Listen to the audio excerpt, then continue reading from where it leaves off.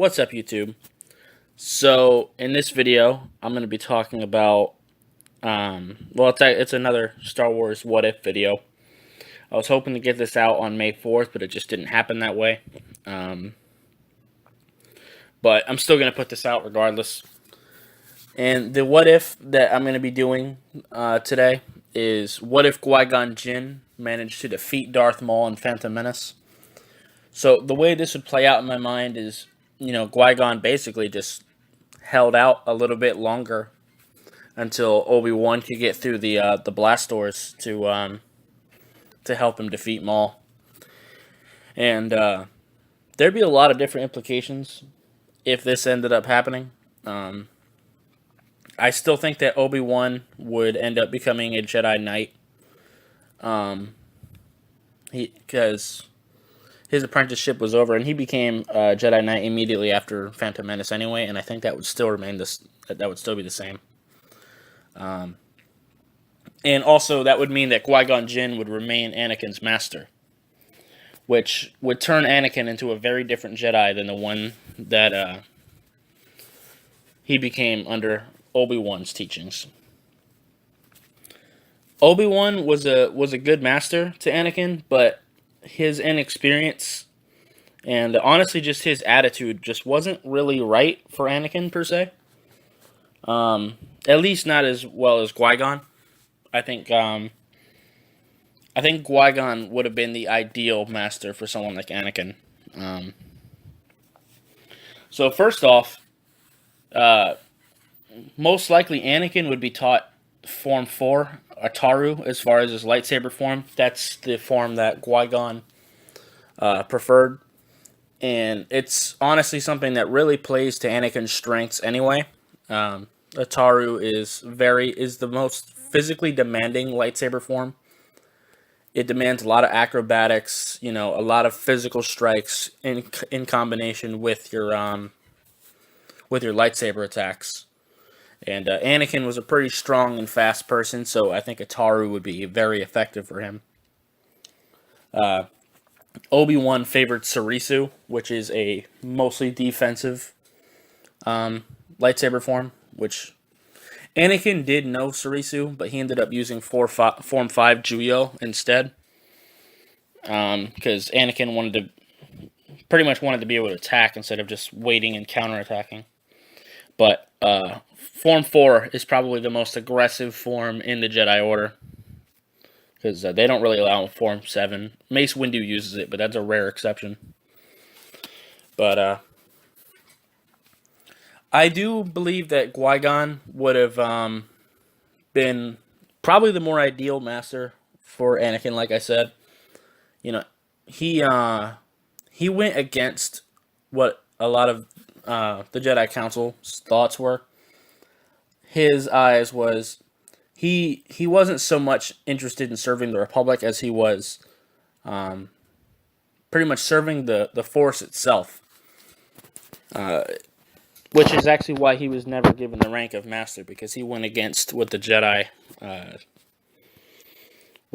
wanted so many times. Very rebellious, and I think that would have even rubbed off even more on Anakin. I think Obi-Wan was pretty much a even-keeled, straight down the line kind of guy, and wasn't as compatible with Anakin as Qui-Gon would be.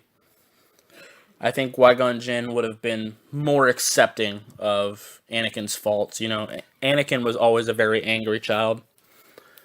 Being a slave for your whole childhood will probably do that to you. Obi-Wan and the rest of the Jedi Masters, they pretty much made Anakin just try to suppress that, which isn't really effective if you know anything about psychology. I think Qui-Gon would have taught him to control it instead of suppress it. Try to keep it working for him. I think that would have been the approach that Qui-Gon would have taken. Because Qui-Gon is kind of a gray Jedi. He's not fully aligned to the light. Which I think would have been perfect for Anakin. And I also think he would have been pretty accepting if he found out about the relationship between Anakin and Padme. I think he would have been pretty accepting of that. And overall, I just think Anakin would have trusted Qui-Gon a little bit more than Obi-Wan, as far as feeling like he can confide in him with the problems he had in Revenge of the Sith. I feel like, when he started having visions of Padme's death, I feel like he would have been more willing to talk to Qui-Gon about it instead of try to take it on by himself. And overall, I think it may have been able to stop him from turning to the dark side. I truly believe that Qui-Gon was probably the only person that actually could have stopped him from turning. Maybe his mother, but I still think he still might turn. Let's see. Yeah, General Grievous, it still probably would have went down pretty similarly. I still think that Obi-Wan is the ideal matchup to fight Grievous, just because, as I mentioned before, Obi-Wan has the form Sarisu, which is a defensive style, and I think Sarisu is the ideal way of dealing with Grievous. So, I think that still plays out the same. But that also might allow Qui-Gon to be on Coruscant when Anakin, well, at least in Revenge of the Sith, he told Mace Windu about Palpatine being the Sith Lord that they were looking for. But if Qui-Gon was there, he probably would have told Qui-Gon instead. And I think that Qui-Gon would have been a little bit more level-headed than Mace Windu was. I don't think he would have rushed in so quickly. I think he would have contacted the rest of the Jedi Council first, so they can have a little bit more backup than they walked in with, so they can plan a little bit better. Overall, I think if Qui-Gon was still alive, I honestly kind of think that the events of Revenge of the Sith probably wouldn't have gone down. It's possible that Order 66 may have still happened, because Palpatine didn't exactly need Anakin for that, but I don't think it would have been as effective without Anakin, particularly with storming the Jedi Temple. So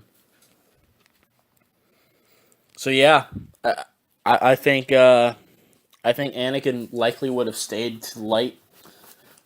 Like I said, Order 66 would probably still happen, so a lot of Jedi would die. But I think with Qui-Gon and Anakin still there, I think that would save a lot of Jedi lives, and I think they'd be able to counterattack a lot sooner than they did, and take out the Empire quickly. Unless, of course, Qui-Gon assembles the right masters together to take out Palpatine early, which is also very possible. But yeah, overall, I think that if Qui-Gon would have been alive, I honestly think things would have been for the better, in my opinion. I think that Anakin probably still would have had Luke and Leia, but because, like I said, I think Qui-Gon would have been pretty accepting of Anakin and Padme's relationships, and I think that Qui-Gon would have been able to help Anakin smooth that news over to the Jedi. So I think it would have been relatively okay. Mace Windu might be a problem because he's always hated Anakin, but overall, I think it would have just been for the better. I think Leia and Luke would have been raised in the Jedi Temple as Jedi from the beginning, which would have made them even more powerful.